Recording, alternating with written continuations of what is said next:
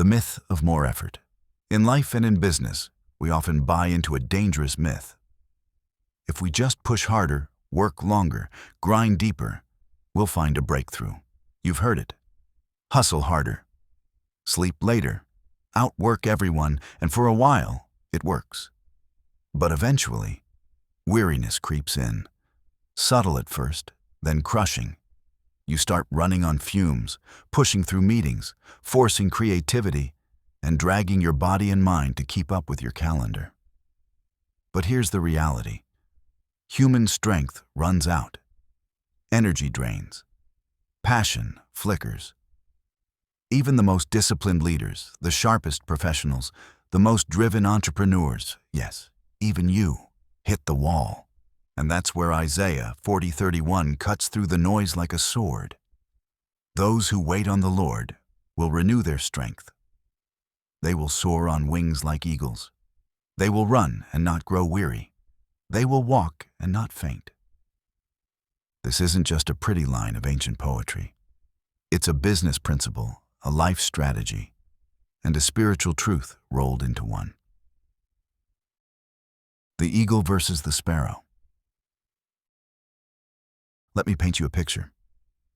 Have you ever watched sparrows in a storm? They flap frantically, fighting against the wind, wings trembling just to stay upright. Now watch an eagle. It doesn't flap wildly. It spreads its wings, locks them in place, and lets the wind itself lift it higher. The very storm that beats the sparrow into exhaustion is the same storm that carries the eagle to greater heights. Professionally, too many of us live like sparrows. We hustle without pause, thinking constant motion equals progress. But real leaders, real visionaries, operate like eagles. They know when to spread their wings, to trust the wind, to align with something greater than their own frantic effort. The wind, for us, is God's strength. Waiting on Him doesn't mean sitting idle. It means actively aligning, intentionally trusting, strategically resting in His timing. It means you stop forcing outcomes and start riding the currents He provides. Strength redefined. Notice Isaiah's progression. Soar, run, walk. Each stage reveals a different kind of strength. Soaring is breakthrough. Those moments in business or life when vision is clear, opportunities open, and momentum accelerates. It feels effortless because you're lifted. Running is endurance. The long haul of leading a team, scaling a business, raising a family. The energy required is steady, not flashy. Walking is faithfulness. The daily consistency, the ordinary grind, the countless steps that don't make headlines, but build legacies. Each requires strength, but none of it is sustainable on your own. Isaiah doesn't say those who hustle harder will renew their strength.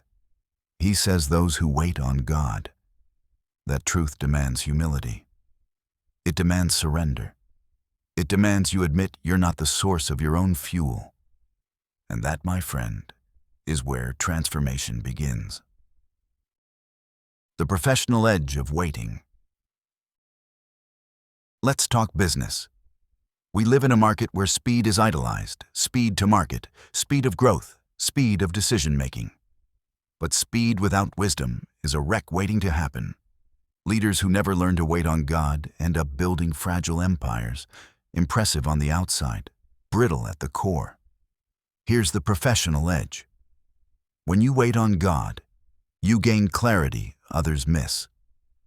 While competitors exhaust themselves chasing every opportunity, you discern which opportunities are worth chasing. While others burn out from constant output, you create from a place of renewal. While others scramble to keep pace with market shifts, you move in sync with timeless principles that never fail. Waiting doesn't slow you down. It makes you precise. It makes you powerful. The relational truth. Now, let's get personal. When you run only on self-reliance, relationships suffer. You become short-tempered at home, distracted by your children, numb to your spouse. You begin to see people as obstacles or assets, not image bearers of God. But when your strength is renewed by Him, something shifts. You show up differently. You listen deeper. You love without calculation. You lead with empathy instead of ego. You stop trying to control everyone, and instead learn to guide, support, and inspire. That's what waiting does. It makes you more human, not less. The hard truth of control.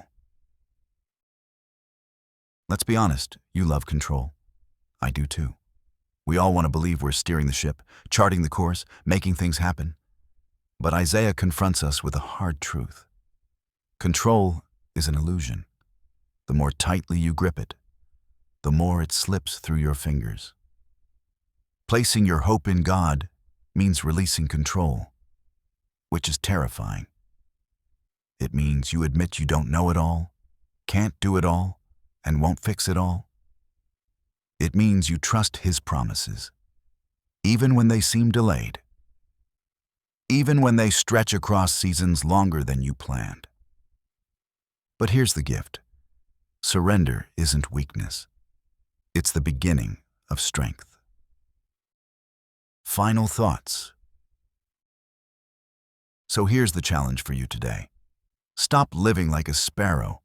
Stop burning out your wings on winds. You were never meant to fight with your own power. Ask yourself, where in my business am I flapping when I should be soaring? Where in my relationships am I forcing instead of trusting? Where in my spiritual life am I hustling harder instead of waiting deeper? Then act. Carve out intentional space to wait. Not passively, but actively, through prayer, reflection, scripture, and listening. Let God intertwine His strength with your life, like strands of rope twisted together. Because the truth is this: your greatest advantage, personally and professionally, will never be how hard you push. It will always be how deeply you wait. And when you learn that, you won't just survive the storm, you'll ride it higher.